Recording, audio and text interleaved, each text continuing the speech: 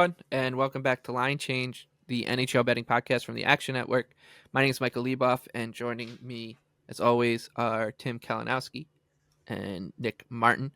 Together, the three of us are going to break down Stanley Cup Game 5. We're going back to sunrise, but we're not getting to get there until Tuesday because of the schedule giving us another 2 days off while the teams travel in from Edmonton to Florida after Edmonton's 8-1 win in Game 4 to send the series to a Game 5. Florida still has a 3-1 series lead.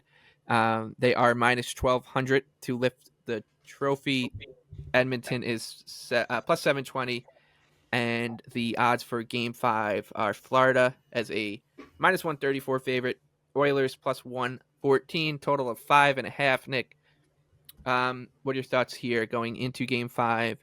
Anything playable here? I actually do have something I like, but wonder, we haven't really spoke about this at all, so I wonder if we'll end up on the same side.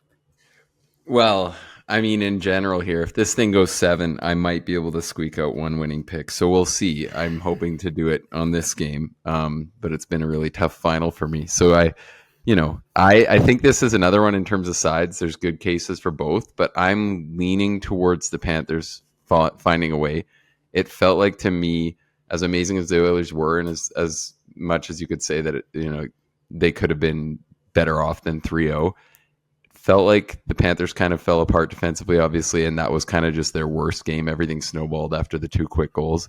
So feels like on home ice now, this could be the spot where you see it. And that's kind of how I feel with the total too. Like, I think my favorite look is the first period under 1.5, but I could see that going astray, right? The Oilers found their offense. They found their offense off the rush. They found a way to solve Bob, but I think it was also pretty clear that the reason that went that way was the Panthers had what was probably their worst defensive game of the whole playoffs. I don't know if we count on that again. I think, you see Florida bounce back here and play a much sharper defensive game. So that's the way I'm seeing it. My conviction's pretty shook on this series. It's been a tough one, but it feels like we're at that point in the series. I don't think there's much chance that this looks like the last game. And I still think you have to like that Skinner's looked good when called upon. I don't really think he's actually been that much of a problem. I think the games where he really gave up a lot was just the breakdowns in front of him. It was really just that one kind of ugly play behind the net that I think was really at his fault. So it feels to me like a time to kind of trend into maybe a lower event, low scoring game again. But I'm excited to hear what you guys think about that.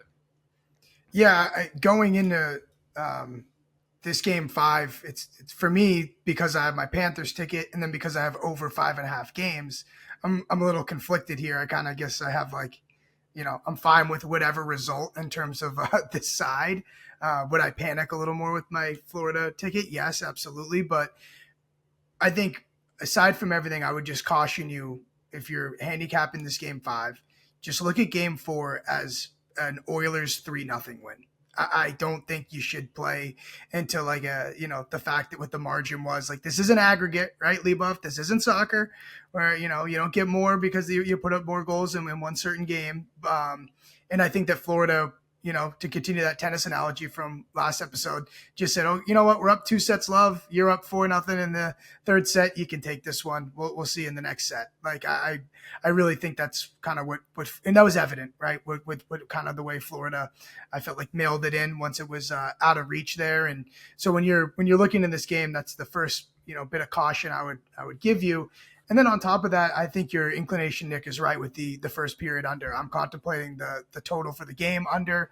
I'm debating to shorten the handicap to the first period as well, but certainly where my lean is. And it's maybe like a sprinkle for the first period and more of a half unit play on the game. But I think this is going to be low scoring for sure. I think Florida commands the way this game's played, similar to the way they did in games 1 and 2.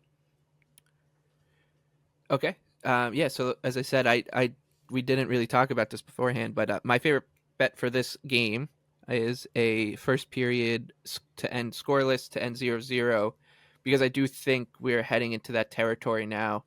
Florida obviously won't want this thing to extend and have to travel back to Edmonton, and their best path to victory here, in my mind, is to play a tight, grindy, Florida Panthers style, and to do it right from the onset, and try to just get the game on their terms as quickly as possible, and that should lead to what I would think would be a pretty stodgy first period. And as Nick said, what I like about this bet, perhaps the most and more than I maybe you'd imagine with the Oilers on one side of the equation, and the fact that we've seen some high scoring first periods, or we just saw one the other day, is the play of Stuart Skinner in goal for the Oilers. We say this all the time in any hockey game. You can always talk about situations like this, but right before the Oilers raced out to a 2-1 lead, the Panthers hit a couple posts on the same play, and then right as the Oilers were getting control of the game, Skinner made a huge save, and obviously things could have ended very different. But full credit to the Oilers. But my point is, I just think Skinner is doing a pretty good job when he's had to so far, and so I don't really have too much of a concern with him. I don't have too much of a concern that the Panthers defense is going to look that shoddy. It's not like they just forgot how to be the Florida Panthers in one game. So I actually think that this one starts pretty slow. I think the Panthers drag the Oilers into more of a rock fight kind of game. And I actually don't mind, because I think these things are relatively correlated. If you do like that, I think that throwing the Panthers money line, or even the Panthers puck line on top of that for a same game parlay isn't a bad idea, because if Florida can get out 0-0 of the first period, or if it's 1-0, whatever, the tighter the game, the better the chance you'd imagine the Panthers would have, because even if Florida made 15 breakdowns, had 15 breakdowns and 15 bad defensive lapses in game 4, that probably just puts them on even terms with what we've seen from the Oilers. So if a tighter game where it's going to be decided by a mistake, or one shift leading to another and things snowballing and a team getting on the board, I would lean towards the Panthers. So however you want to play it, I think I'm actually going to do that. I'm going to go 0-0 first period, Panthers puck line as a same game parlay. As Tim likes to say, this could be the last NHL game until October, so why not try to go out in style? And that one would pay out roughly plus 1370, so not a bad ticket at all. Love it. All right.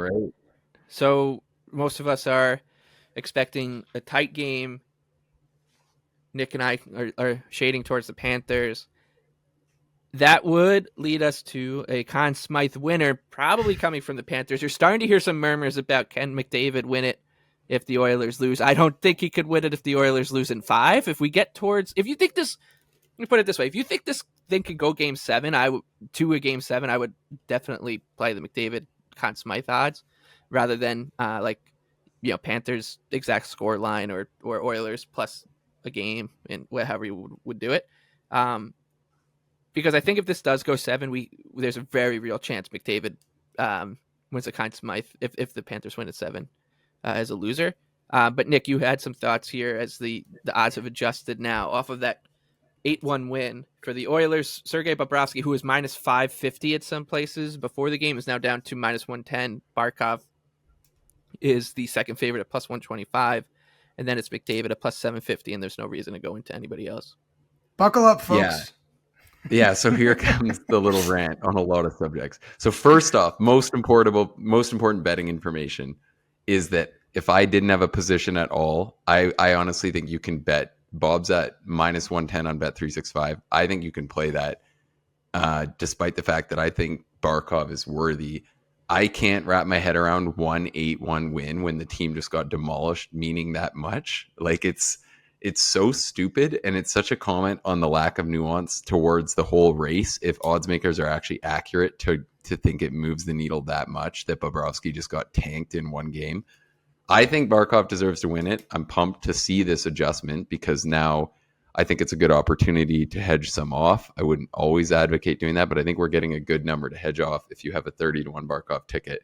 So I think it makes sense because if the Panthers win this game 3-2 or 3-1, is it really not just going to swing this heavily back to Bobrovsky? It feels really crazy to me that much weight went into one win. I think Barkov deserves to win it because of what he did in the first 3 rounds.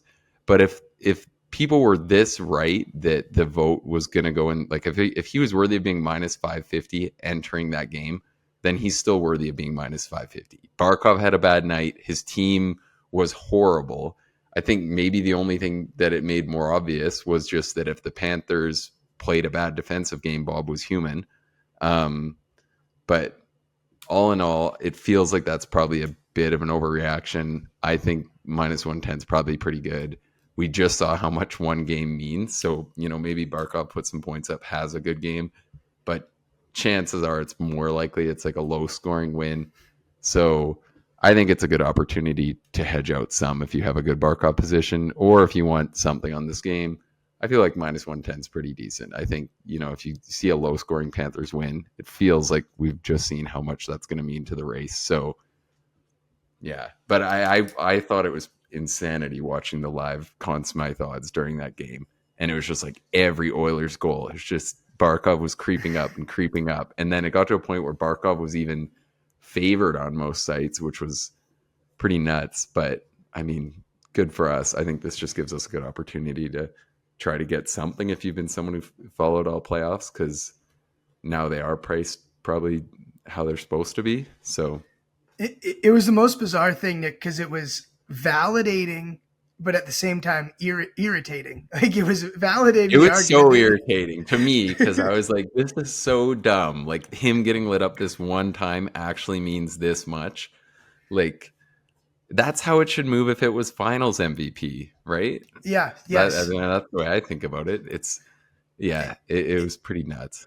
It was validating, and then at the same time, irritating for you, yes, but it was irritating to me in terms of, I was saying to myself, well, then what do I know, right? Because it was like, if the odds makers were making such a stance on Bobrovsky, now you're saying, okay, yeah, I wouldn't mind Bobrovsky as a pick if you had nothing or as a hedge. Well, I'm sitting here now, I'm like, I have nothing for the Florida Conn Smythe, and I'm like, well, now I don't know what to think because of that. Like, are they this? And yeah, it's like, are odds makers right? Do they know that this is going to sway the voters this much, or do odds makers just think? Are they just guessing? Right? That's going to mean that. Yeah, it's really interesting. Yeah, it was shocking again for a tournament MVP to be that chained to the immediate result.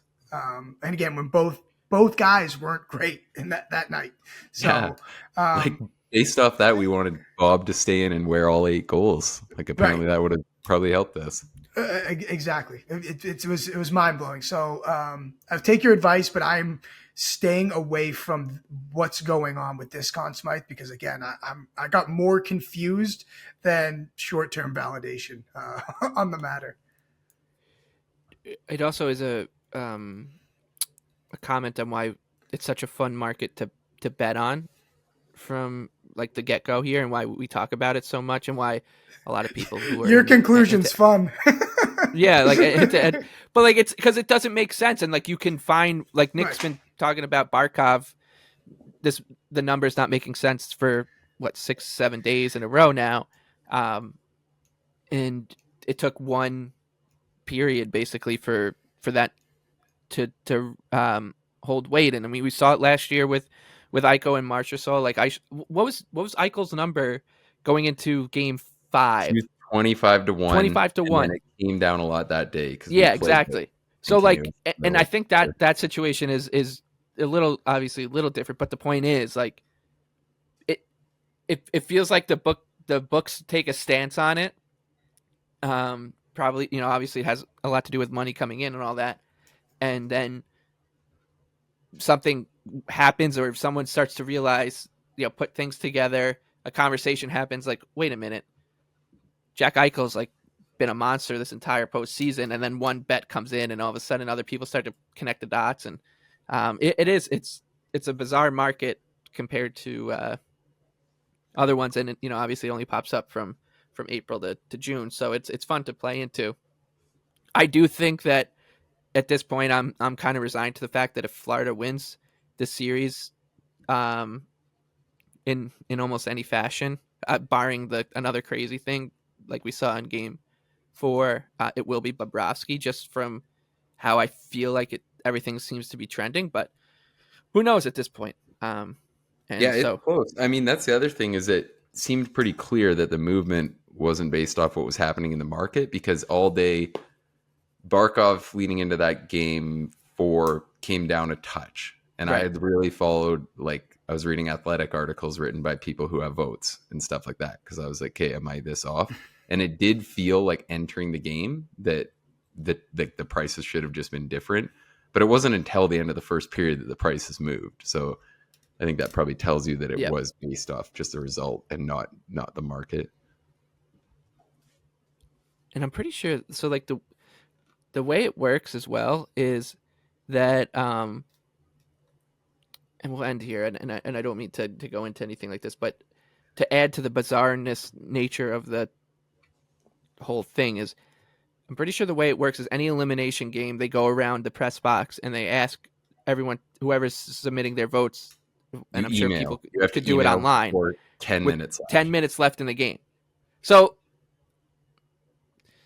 let's just say there's a situation tomorrow where the game's 1-1, and then Sasha Barkov scores with like 3 minutes left. Could people say like, can I have my vote back? Like, I don't know. I have no idea. Yeah, it does it's kind of dumb. I agree. But it just adds, and I'm not trying to start a conversation about the system being stupid. I'm just asking questions about, I'm just adding to the fact of this is a bizarre market and a bizarre award, the way it's set up, and it all adds up to weird things happening at the very end of I think essentially every, I wouldn't say everyone, but if you go back 10 years, like there's 4 or 5 cases where I think there's no clear-cut winner, which I don't think happens in. Yeah, and the last thing other I'll throw sports. out there that's maybe a slightly actionable handicapping advice, especially if like people, happen to see something, send it my way, is there's 18 voters only, is what I've read. So, if you happen to see one of those people, sometimes they announce that they have a vote and you can get a bit of a read, which is what I was trying to do the other day. So, Attaboy. keep that in mind because it's pretty small pool of people. If you saw 3 or 4 of them say like, I'm pretty keen or like pretty high on this guy being my pick, then that could be meaningful as well. Last thing for my contribution, I want to know if we get 10 minutes left, tie game 5, they do the voting, Oilers force game 6, we add that into what we analyze on the board as the odds moving here. Because like essentially the straw poll had been released in some way, right? Like I know if the Oilers had extended it, by default McDavid would probably be shorter, this and that, but something to take into the equation as well. That they would have essentially registered a pre-vote almost. Right. Okay. That does it for what could be. And the odds say it's likely to be a little bit more likely to be than not. Our last episode of the season, or of the playing season, we'll be back for a draft episode. I've made an executive decision that we'll definitely do something on the draft because it's a lot of fun to bet. You wouldn't believe this, but not that many people out there bet the NHL draft. Very strange. It's so huge in the NFL. I feel like it's unreal in the NFL. It's so, and what's great is it's like this. It's a similar format in terms of rounds, number of teams, and stuff. But we can get into all that when we get closer. But because we have a new team every year, that could be that's the other thing too. Yeah, there's always a Russian extradition situation. Let's before we get out of here, we will talk. We'll tag our favorite bet. Nick, you can go first. Okay, I'm gonna say Bobrovsky Conn Smythe. I do feel like it's a bit of an overreaction. So even if you have no Barkov, I think it's a good standalone bet. All right. I was going to try my best to use my recusal card here because of my stance on the game going in. But because Nick opened the door, I will take first period under 1.5 goals. Okay. I'll go with the that same game parlay of first period scoreless and Panthers to cover -1.5. I should have added at the top. when I was giving that bet some juice that the empty net situation obviously looms large there, and you'd expect the Oilers, if they're down, to be pretty aggressive. Okay, that does it for this episode of Line Change. Thank you for listening. I'll do the spiel again if you've been around all season, and this is our last episode until the draft. Thank you for all that. Please rate, review, subscribe. Thank you to our producer, Noah, on the back end, and best of luck to everybody with all their bets for Game 5 on Tuesday.